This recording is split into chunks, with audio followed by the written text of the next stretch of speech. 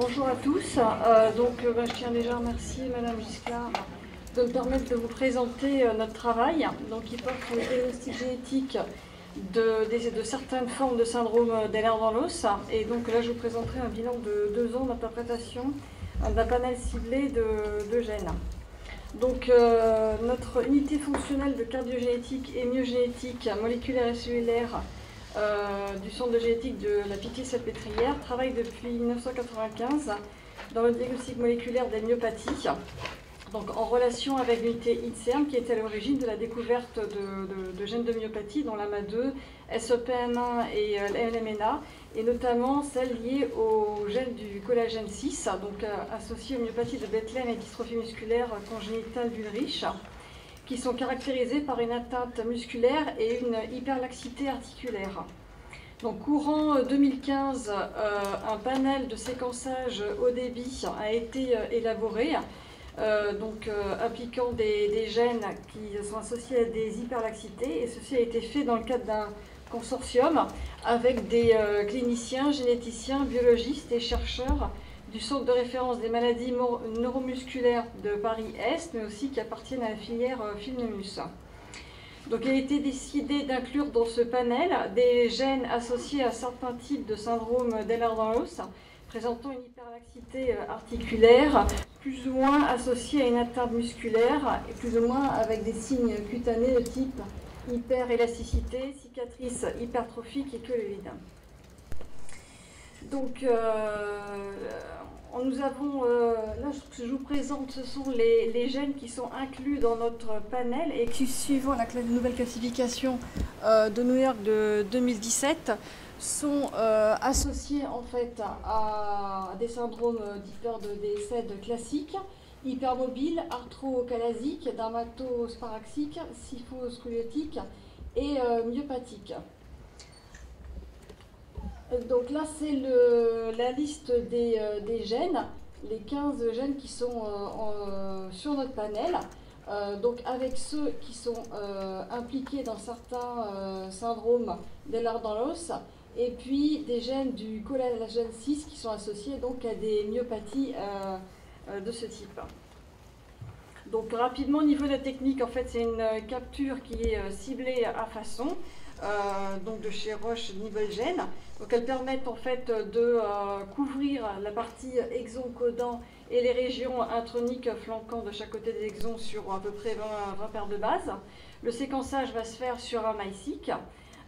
Et à partir de ce MySeq, on va récupérer des données FASQ qui vont être démultiplexées, parce qu'on a on travaille sur plusieurs patients en même temps, alignées sur le génome de référence, puis annotées par la société Genodiag, qui nous donne donc un fichier de variants pré-annoté et qui nous renseigne sur les CNV, c'est-à-dire les réarrangements de grande taille, type perte ou gain de région. Pareil, sorti du MySeq, on va avoir des fichiers BAM qu'on va pouvoir aligner sur un logiciel qui s'appelle Alamut, qui nous permet de voir en fait les variants. Donc, en ce qui concerne l'interprétation de ces variants, tout d'abord, on les classe suivant, les filtres suivant une fréquence allélique dans des populations de contrôle. Donc, on prend une fréquence allélique inférieure à 1% et on s'aide de la database, la base de données Génomadé. On va utiliser aussi des outils de prédiction bioinformatique, donc Polyphen, SIFT, LNGVGD, et puis en ce moment, on teste CADD. Et on travaille aussi sur les bases de données de patients de type ClinVar, AGMD Pro et LOVD. Donc après des premiers filtres, en fait, on sort par patient une dizaine de variants qu'il nous faut interpréter. Donc l'interprétation de ces variants va se faire sur la base de la nature et de leur localisation. Donc par exemple, ça peut être des mutations qui vont affecter des glycines de la triple hélice, donc qui peuvent ensuite perturber la formation des hétérotrimères, des variants tronquants, des variants faux sens, mais aussi ça peut être donc des réarrangements de grande taille. Pour leur interprétation, on se base aussi sur les données familiales qui permettent de leur associer donc une transmission récessive ou dominante. On utilise aussi les éléments cliniques donc avec la présence d'hyperlaxité, plus ou moins atteinte cutanée, musculaire, voire cardiaque. Et les informations paracliniques sont aussi essentielles, comme les résultats d'IRM musculaire, de taux de CPK, des résultats de radiologie. Donc l'interprétation de ces variants se poursuit lors de réunions de concertation pluridisciplinaires mensuelles qui associent en fait des cliniciens, généticiens, biologistes et chercheurs du Centre de référence des maladies neuromusculaires de Paris-Est et qui viennent aussi de consultations de génétique. Donc il y a des discussions clinico-biologiques autour de ces variants. Suite à ces discussions, on peut aller plus loin, demander une ségrégation familiale. À ce moment-là, le clinicien contacte les apparentés en vue de les voir en consultation génétique, de les prélever et de nous adresser leur prélèvement. Pour certains variants d'intérêt, on peut aussi discuter avec eux de la nécessité d'effectuer une biopsie de peau. Donc ça se fait seulement quand on veut aller un peu plus loin, quand on va faire des tests fonctionnels pour certains variants, donc voir s'il y a un effet sur le transcrit ou s'il y a un effet au niveau de l'expression, de la sécrétion du variant. Voilà, tout dépend du gène. On peut aussi demander, aller plus loin et de faire un IRM musculaire. Au niveau du recrutement des patients, jusqu'à présent, on a eu 335 demandes. Donc en fait, en majorité, ces demandes nous proviennent du centre de référence des syndromes d'Ehlers dans l'os du site constitutif, donc du CHU de Paris-Île-de-France-Ouest, l'hôpital Raymond Poincaré. Donc on travaille en fait avec le docteur Karel Benistan, le professeur Dominique Germain. On a eu quelques cas de patients adressés par le CHU de Lille et qui nous proviennent aussi du GH de la Pitié-Salpêtrière de nos collègues. Donc les patients nous ont été adressés en fait dès 2015. D'abord sur les critères cliniques de la classification de Villefranche, donc de 1997, dont on a parlé ce matin, et puis suite en fait à la nouvelle classification de 2017, les dossiers nous sont adressés différemment, plus ciblés au niveau de la clinique, et on peut être amené à reprendre d'anciens dossiers pour relire, réévaluer en fait la clinique. Au niveau du recrutement, on a aussi des patients qui peuvent nous être adressés en amont d'une intervention chirurgicale ou d'une grossesse pour anticiper un éventuel risque hémorragique ou de fragilité tissulaire qui peuvent arriver dans certains types de syndrome d'Ehlers dans l'os et donc qui vont nécessiter par la suite donc une prise en charge adaptée. On va avoir à la fois des cas sporadiques et des cas familiaux, donc qui présentent donc, en majorité une hyperlaxité, plus ou moins avec atteinte cutanée, musculaire et associée à d'autres fragilités tissulaires type scoliose sévère, hernie abdominale ou prolapsus récidivant. Donc, par rapport aux patients qu'on a passés donc, sur le panel de gènes ciblés, on a rendu 124 donc, résultats de ce panel donc, pour 124 patients. On a 52 patients, donc des cas sporadiques, majoritairement, comme Karel vous l'a dit. Oh, pardon. Alors, pour revenir en arrière. Voilà. Donc majoritairement, en fait, on va avoir des femmes et à 80%, ça va être des formes hypermobiles. On a eu 72 cas familiaux, donc pareil, hein, en majorité des femmes, des SED hypermobiles. Et dans les deux cas, on a quelques SED classiques et scyphoscoliotiques. Donc, parmi les 42 patients, donc là on aborde les cas sporadiques, parmi les 42 patients présentant un SED hypermobile, 6 patients vont présenter un ou deux variants potentiellement corrélés au phénotype. Donc, on voit que là il y a une hétérogénéité au niveau génétique. Hein. On a donc des gènes qu'on va retrouver dans les différents sous-groupes de syndrome d'Ehlers dans l'os. Et on va avoir aussi, on a retrouvé des variants dans les gènes qui sont associés à des myopathies dues au collagène 6. En majorité, on va avoir des faux sens. Là, on a vu associer qu'un seul variant, on a observé qu'un seul variant d'épisage. On a observé, bon là c'est sur des petits chiffres, hein, mais ça donne une orientation, on a 37% de variants qui se trouvent dans les collagènes 6, mais on n'a pas retrouvé de variants affectant des glycides de la triple hélice. On a un patient avec un variant de signification inconnu et 35 patients qui n'ont aucun variant qui soit corrélé au phénotype. Toujours au niveau des cas sporadiques, on a parmi les 6 patients présentant un SED classique, 5 chez lesquels on a détecté donc, un variant potentiellement pathogène, donc retrouvé dans les gènes du collagène 5, qui sont décrits, en fait, connus pour être associés au SED classique. Et pour le col 5A2, là, on avait retrouvé donc un variant affectant une glycine dans la triple hélice.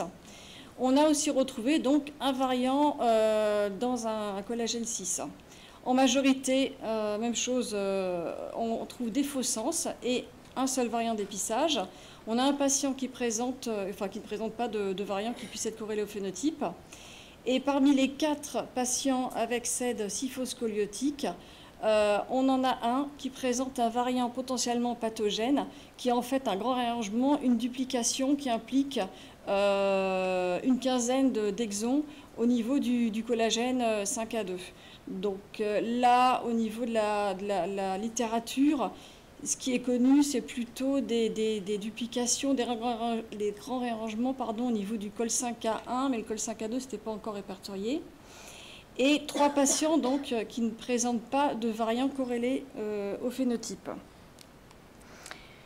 Pour les cas familiaux, donc parmi les 65 patients présentant donc, un SED hypermobile, on en a 15 qui présentent 1 ou 2 variants potentiellement pathogènes.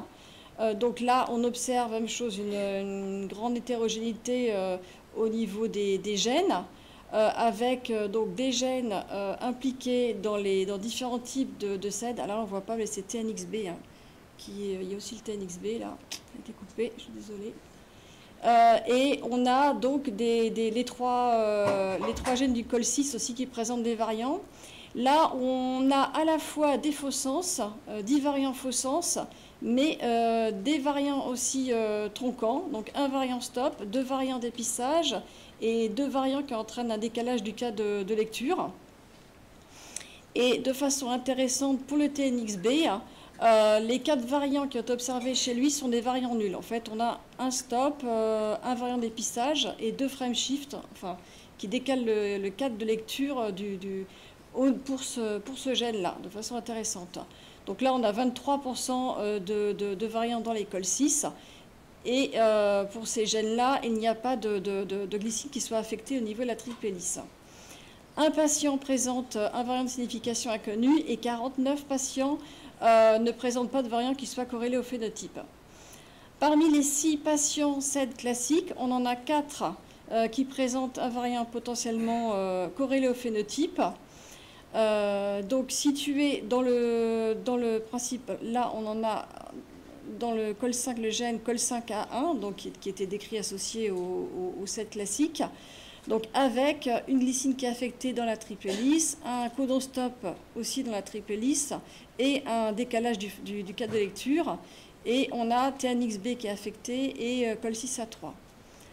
Un patient présente un variant de signification inconnu et un autre ne présente pas de variant du tout, qui soit corrélé au phénotype.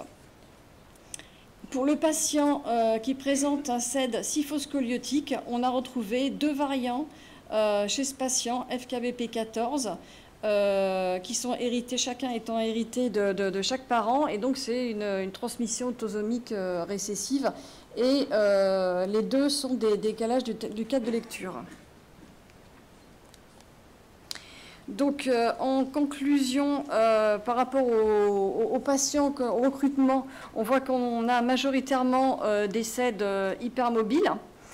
Par rapport aux résultats, on voit qu'au niveau des cas familiaux, le pourcentage de variants potentiellement corrélés au phénotype est plus élevé que pour les cas sporadiques, puisqu'on va avoir 23% versus 14%. Et au niveau des variants, on observe une part plus importante de variants d'épissage, de variants stop ou en décalage de cadre de lecture, qui peuvent donc être des variants nuls. Alors, ce qu'il faut dire, c'est que pour la majorité des variants qu'on a trouvés, l'interprétation est encore en cours. C'est-à-dire que, par exemple, pour les patients qu'on a analysés en 2016, actuellement, la fréquence allélique en 2018 peut avoir varié. Et donc, on est obligé de retourner dans la base de données Génome-AD, qui est une base de données de fréquence allélique des variants dans des populations contrôle. Et donc, ça évolue dans le temps. Donc, on est obligé de réévaluer le variant, voire de le classer en polymorphisme. Pour aussi un grand nombre de cas, la ségrégation familiale est encore en cours, elle est essentielle. Donc le clinicien il est amené à revoir les apparentés atteints au cours de la consultation donc, de génétique et de nous adresser ensuite les prélèvements pour qu'on puisse poursuivre les investigations génétiques. Et pour certains variants d'intérêt, après discussion donc, avec le clinicien, on a décidé donc la nécessité ou pas d'une biopsie de peau pour aller plus loin au niveau des analyses fonctionnelles. Donc au niveau des perspectives au vu donc, de ce bilan, il nous semble maintenant d'intérêt de poursuivre le recrutement de formes familiales de SED au vu des résultats qu'on obtient. De réévaluer la clinique et les éléments paracliniques des patients présentant donc un variant d'intérêt afin d'identifier des caractéristiques cliniques propres aux différents syndromes. Et on voit qu'en fait, par rapport au panel qu'on utilise, au panel de gènes, il manque en fait d'autres gènes qui sont impliqués dans ces syndromes. Donc il faut aller plus loin. Et donc il faut essayer peut-être de faire des études pangénomiques, donc projet d'exome, pour essayer de trouver d'autres gènes impliqués dans ces syndromes. Voilà, donc là c'était pour vous, pour vous rappeler en fait l'équipe de la Pitié-Salpêtrière du laboratoire, l'UF de cardiogénétique et myogénétique, et nos collaborateurs de l'INSERT qui participent au RCP mensuel, et puis les collègues en fait cliniciens qui nous permettent qui recrutent en fait les patients. Voilà, je vous remercie. Merci à vous.